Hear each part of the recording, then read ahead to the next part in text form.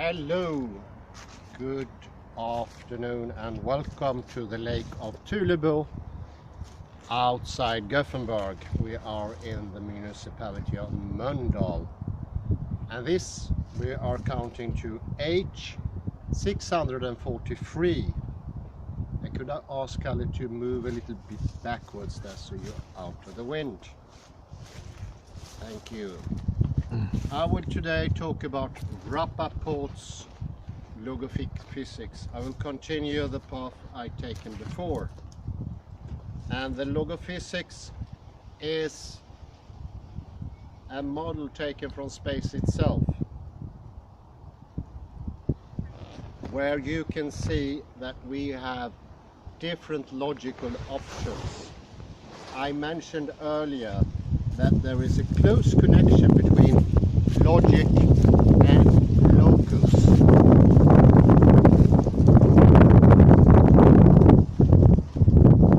They have to do with polarity, here and there, now and then, and this is how logic starts. There is a polarity, there is a difference, and by using the Klein bottle you could see that space itself penetrates itself. The outside penetrates the inside. And this is a very important thing. I will get back to that. But the self-penetrative nature of space is a very powerful imagery. And I wouldn't like to call it imagery because it's a bit more than that. It's space itself, so it's not something that you imagine in your head or in your fantasy. It is space itself. I will settle today to call it the gestalt, the whole thing, but I know that expression is not the best one. We'll have to do so far, and what I will argue is that we presently have one gestalt, and that's the gestalt of the central perspective, or the gestalt of the photograph, which is the same thing. And that shape of space determines what can be thought, what can be said, what can be perceived. And it's a gestalt. They are both a gestalt. Both of them are gestalt. They are a whole. Nothing is outside of them.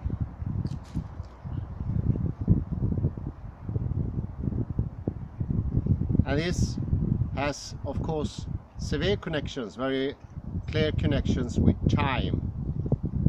We know that time takes its stance from room. And if I have a gestalt of the room as a photograph or the central perspective or something similar, we get other consequences from that, from the whole. And I propose today, this is the solution to the age-old problem. What is representation? Because without this gestalt, I think whatever our conclusions are, whatever paradoxes we draw up, and whatever scientific evidence we have, we will have to strand with to say that representation is something out of this world, not part of this world. But the fine thing here, which I'll come to later, is that the Klein bottle is the solution to that problem. There, you don't have to come to the conclusion, the necessary conclusion in the old gestalt, that representation is something otherworldly. Because with the Klein bottle, representation is the penetration of the outside into the inside. It's foreseeable, it's a process you can see, you can almost touch it. And I say, this will change the bottom of our whole thinking system. A bottom we can't reach without this gestalt. And actually, it would be that hard to say that with the central perspective, we are doomed to some sort of otherworldly representation. There's no escape from all explicit conclusions. It has to be otherworldly, because that space puts its limits. It does not allow for representation in this world. Therefore, the conclusion must be, it is otherworldly.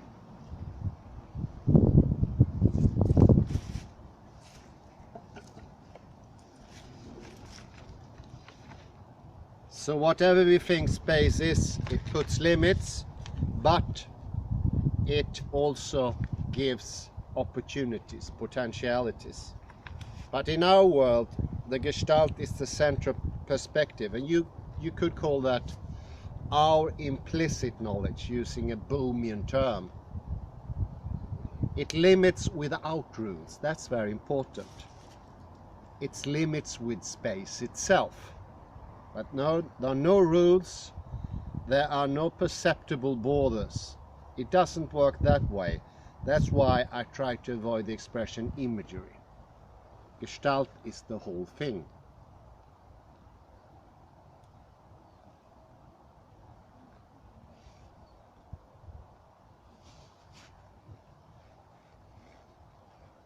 And Bohm is also talking about a movement, so is Rappaport.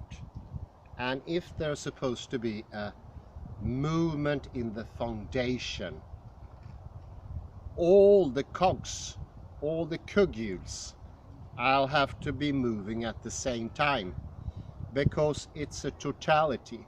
We are talking about an undivided wholeness. Therefore, a change cannot come about in a specific area. The Gestalt, the space, just as central perspective, pervades all aspects of reality. It is reality. Whatever it is, vision, art, poetry, architecture, music, ways of moving, even our habits.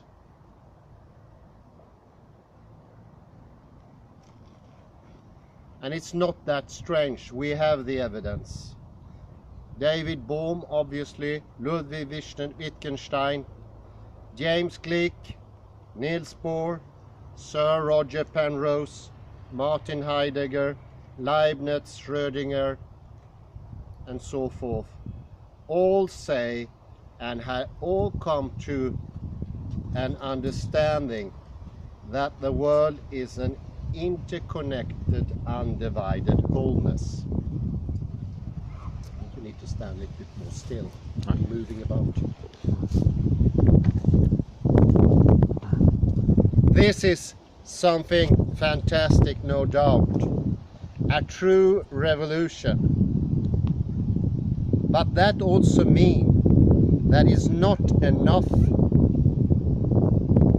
for instance, like we usually do in ordinary philosophy, in ordinary philosophical discourse, just to verbally, argumentally overthrow the opposing side.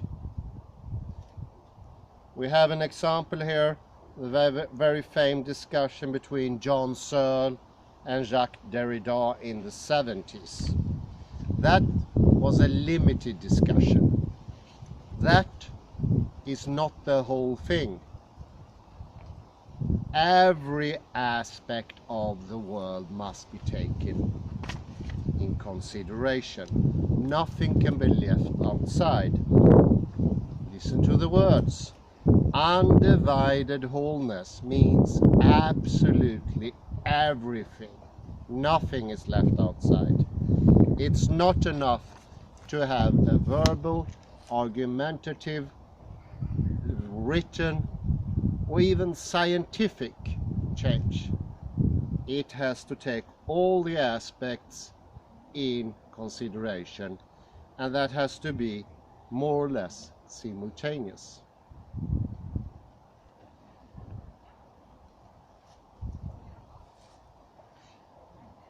The wholeness changes. That's what changes. We get another gestalt, a gestalt made from space and time. And this is a sine qua non, absolute determined, nothing we can be without. And this is the very thing that Diego L. Rappaport is delivering. A complete understanding,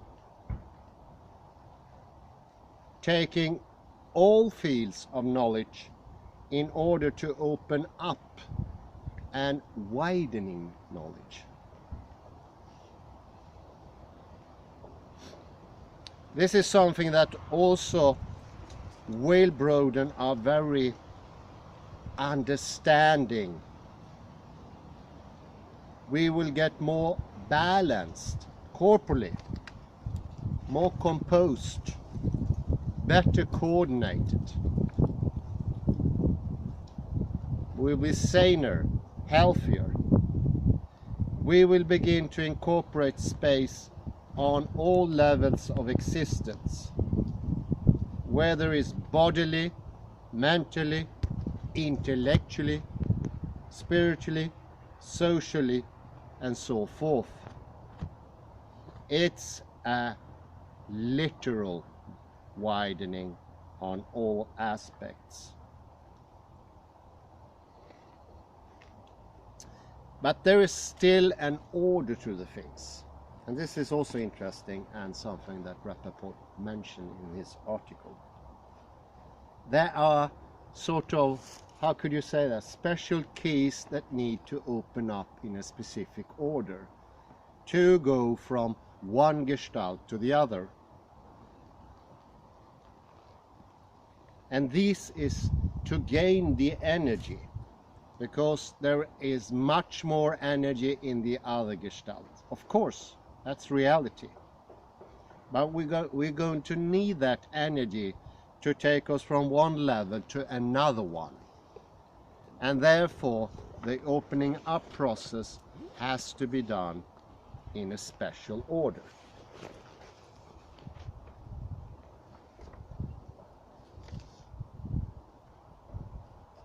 And I'd say could be the very starting point to understand what representation is. Why not? It's been such a discussed subject, not only in our lectures, but it's the dominating discussion now in cognition science, in neurology, in brain research. It's the subject that both Sir Roger Penrose and his companion Stuart Hameroff are discussing. Those were the very most important things for the later Ludwig Wittgenstein. Well, I say even the earlier one was really, really into that.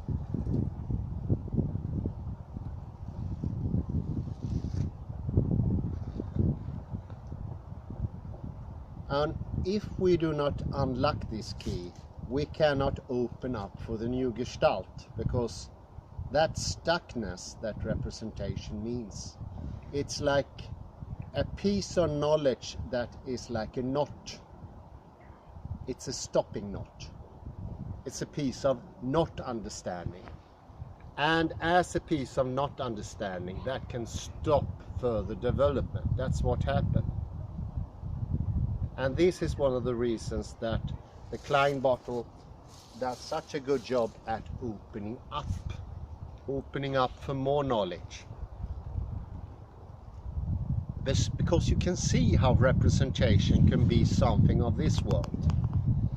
Otherwise, everything stops. There's a blankness.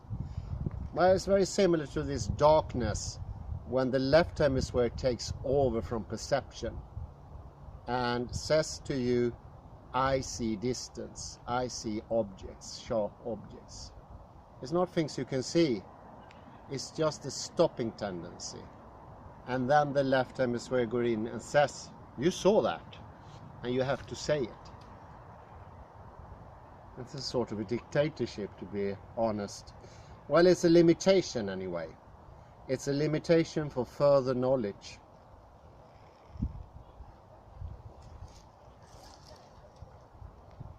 And this is because the very purpose of the central perspective is to narrow and to generalize. That's why it was constructed. And that was not a secret to Brunelleschi or anyone at that time. The good thing, it was creating even more objective reality. And then you need to have a sort of machine. And oddly enough, people copied later the products of the machine, the camera oscura. And that is really weird, because that, as you can see, takes away a lot of the creativity, the artistry. What's the idea behind that? Well, the idea is, if you understand what happened before, all the development during antiquity led up to this. It's a limitation. And when you are in the limitation, you start to think that the subject is not part of reality. And I think that's one of the reasons they made the central perspective, because it's sort of generalizing out everything that could be reality. It makes it even, homogeneous, sterile. You see now, by these constructions that were made to stop knowledge, was made to stop space from pervading everything, to inform existence.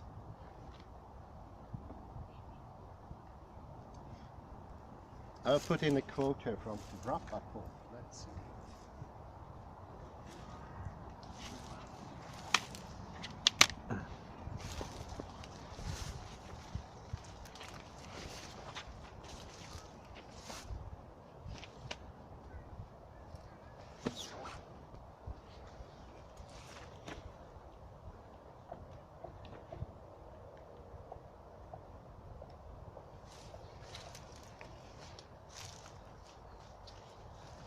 Well, here we have the quote. To resume, while post-18th century philosophy played a negligible role in the development of science, dualism in its manifold manifestations and the omission of self-reference was and continued to be the crucial, underwritten and remarkably unacknowledged philosophical premise for the broken sciences. Thus, subjectivity has been cast out of science and life deferred to a mystery, both as emergentisms. And emergentisms means they emerge from matter. They emerge from what is objective. And this goes both for life, the life force, and consciousness. And that is actually the very view of husband and wife Churchland, says that consciousness emerge from matter somehow. And it's very good of Rappaport to point out this is not a good solution. This shows for a good wish, good intuitions maybe from husband and wife Churchland, Mr. and Mrs. Churchland, but it's not the solution, because you haven't moved from one gestalt to another one. And talk about something being emergent is no explanation, it's a sort of blank spot again. So you replace one blank spot with another blank spot. Lack of knowledge. You might point to it and say, this is emergence. But it doesn't mean that you understand what it is. It's a blank spot. And if you cannot imagine anything, if if you cannot embody anything, I'd say actually you'll be stuck with the original central perspective. There's no escape here. Let me put another quote. I think Rappaport is quite down to the point.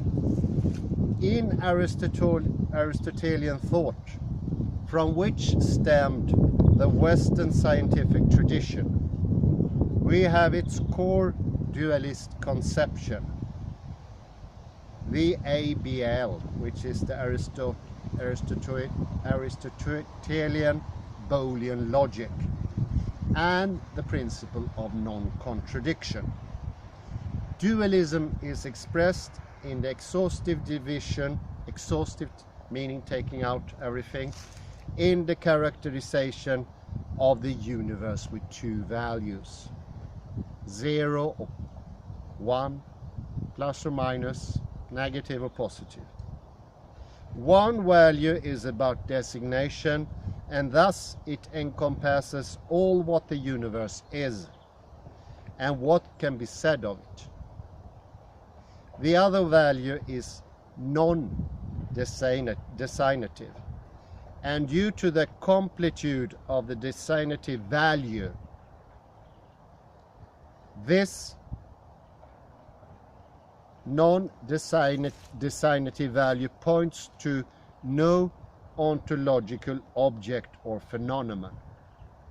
This eliminates the subjectivity from the universe, since subjectivity is incorporated into the subject qua object, and the discourse of it falls into the designative value. There is the ontic thing, if you might rephrase it in Heideggerian thought. Indeed, the subject qua subject is left outside the realm of discourse. Exhausted by the affirmative value, the res cogitans could not be established in all there is, the res extensa. And what this means to say, it's almost like we talked earlier about when it comes to Ian McGilchrist. We earlier on had only vision, and vision was taking in everything. That was the wholeness. And then in the transference from Odyssean thought, Odyssean thinking, into the pre-Socratic time, then you started to see things. A polarity started to come about. And earlier on, you had in the word for vision, you had many, many different words for vision. Dozens, maybe more. And that contained everything you needed. But when you started with the object, you had to transfer some of that to the object. You had to give those qualities to the object. From the beginning, for instance, something being desired was in the gaze. Like I have a desirable gaze here. I look at this and I desire it. But now we need to say in modern language, I desired it. We had to put some sort of adjective to the object, and we had to incorporate some of the qualities into the object. Can you see how we're taking the qualities from the subject and putting more the designated value in the res extensa? This is the res extensa. Therefore, the res cogitan is disappearing more and more. This is actually what Rappaport is saying, and it's very, very similar to Ian McGilchrist. Although this is written a bit earlier than his first book. So the movement from the subject is necessitated by language, but at the bottom it's a sort of gestalt, and that's the reason I don't want to say that the gestalt is a visual thing, because it's also a language thing. It's all sorts of things. It has to do with how the Greeks were moving, how they were going about things, their art, architecture, the art, the depicting art. One could actually say that the depicting art of the Greeks were a predecessor of the central perspective. And actually we have central perspective both from the Greeks and from the Romans. Those things can be found. Although they didn't make a great breakthrough, you can find them.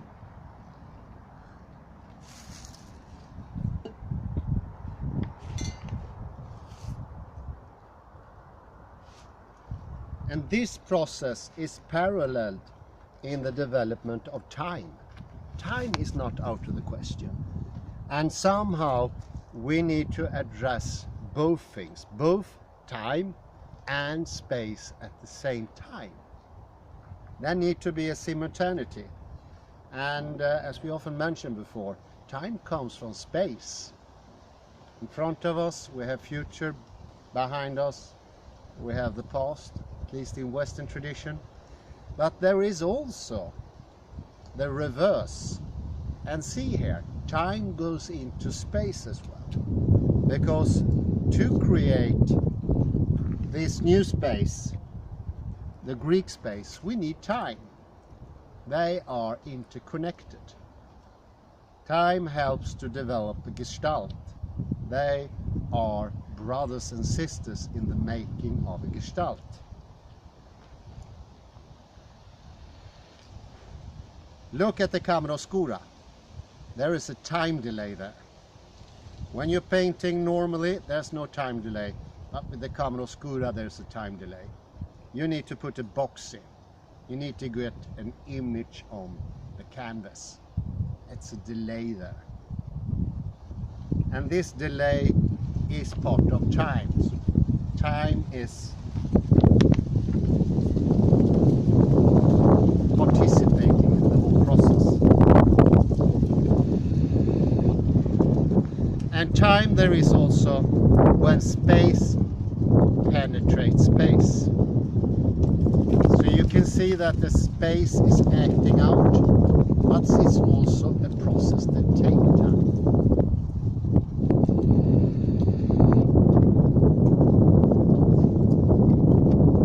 And when you have the central perspective, you also get a special sort of time. You have the Cartesian coordinate system, and we have a timeline. And you take away the subjective time, like thinking that time is outside of existence somewhere. Time is not part of existence. You replaced it with a t and the trajectory. That is time. A time that you can look at objectively. And in the same way you look at objects, you have to give this time certain qualities. They used to be inside of time before. Now they are external to time.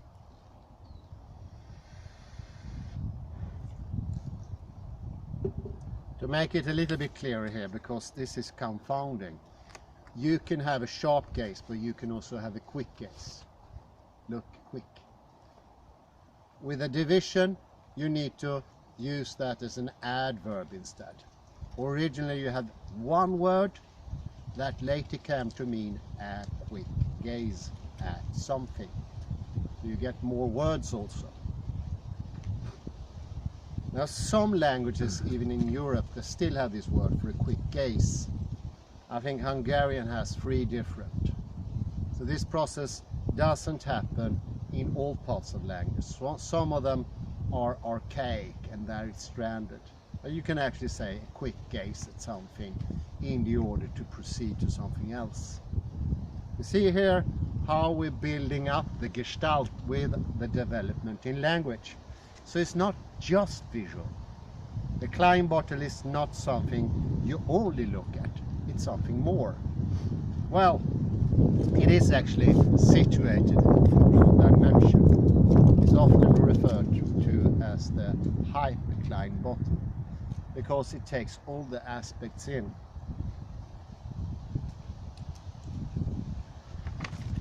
So time come to be a sort of mirror of the central perspective.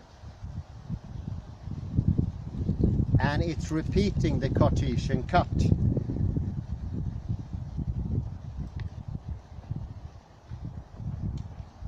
And this is interesting. At the same time, space penetrating space is time, it's representation. It is also the subject. It's the subject doing its work. It's almost like this interpenetrating force becomes the subject in our model. In our scheme, in the central perspective scheme, when we have to refer to it, we refer to it as the subject. But I think Rappaport is pointing to that it is even something more fundamental than that, or something more basic, or underlining everything. And that's the interpenetration. And that interpenetration goes into language as well. It used to be somewhat easier to understand before we had the change, going from seeing something and then further develop that fragmentation. And the more you fragment, the more you lose your groundedness, literally. You're not as grounded anymore. And why is that? Well, it's because the Klein bottle is actual space. Of course you cannot be grounded if you're not in actual space. If I had some other space, because in a way the central perspective is otherworldly. It's the actual process of taking oneself out of balance. That was the purpose, to become more unbalanced. There was an intention in doing it. Because why would you otherwise construct such a device? How could you, on art that was free, was fantastic, was skillful, take a black box and say, now art has to follow these rules?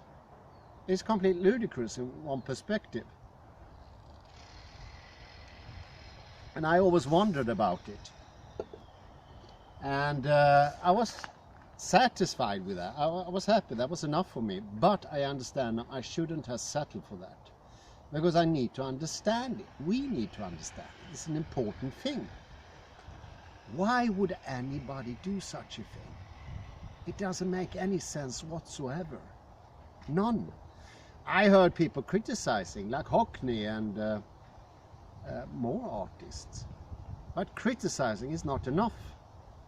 It doesn't cut it. That's out to the point, because it's created by the Gestalt, the underlying Gestalt, that from the beginning had the intention of taking away the world.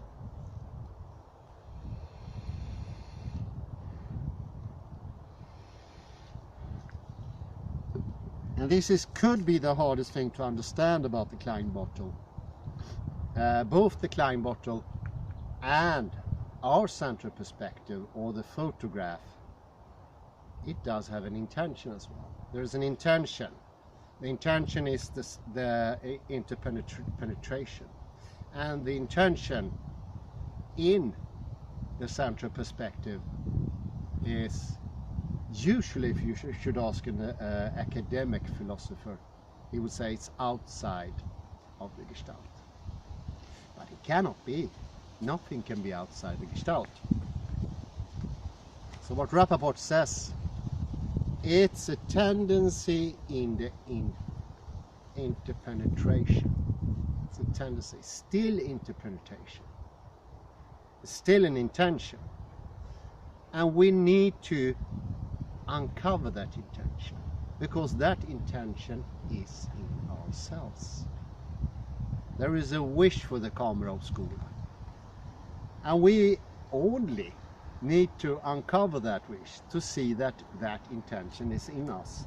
Because, and this is a very important point from Rappaport, when you take everything in, you are opening up for a more encompassing model, whereas the other one is more narrow. There's a quality difference. You want more space, you don't want to have less space. Why would that be? The narrowing in itself is the tendency. That's the intention. The Camera Oscura, it was built by intention. Brunelleschi comparted it himself with wood, with nails, maybe some bit of paint, and of course a hole. But it wasn't made by itself. And I think that's what most people think today. They would ask them, why is there the Gestalt? And they would say, it's just there. It didn't have an intention. And I think that is another one of these keys. When you understand there is an intention behind the central perspective. It wasn't created out of nothing, ex nihilo. No, it was the subjective reflective consciousness that made it. There was a tendency behind even that. It's not self-constructed. And here I have to drag in somebody completely other, and that's Thomas Nagel. He wrote a very good book, a very nice book called A Perspective from Nowhere. And that's a very precise mapping out of this tendency that you think it's possible to have a perspective from nowhere, because the central perspective is a perspective from nowhere. Well, it's a try, it's a go of having it. But what Thomas Nagel shows, that's impossible. It belies what you're trying to do. The intention is always obvious, because how otherwise could a box be constructed? It doesn't put itself together by itself. And Thomas Nagel is very eloquent when he reveals that. It's a very funny, it's a very good book to write. Not too long, not too complicated. I can dearly recommend it. But here we have just this tendency with the central perspective. And Nagel calls this a perspective from nowhere. You see, it's both philosophy, it's language, and it's a visual thing. And that is the Gestalt. And I hope that made it a bit clearer. Rappaport is a tough read, I admit. I struggled with him for 6-7 months, maybe a year, I don't even remember. I don't even dare to remember. But it's clearing up now, and that's on the happy road. And I wish you good luck with it as well. And I say goodbye ifrån Mölndal and Tulebu Lake. Bye bye. Thank you.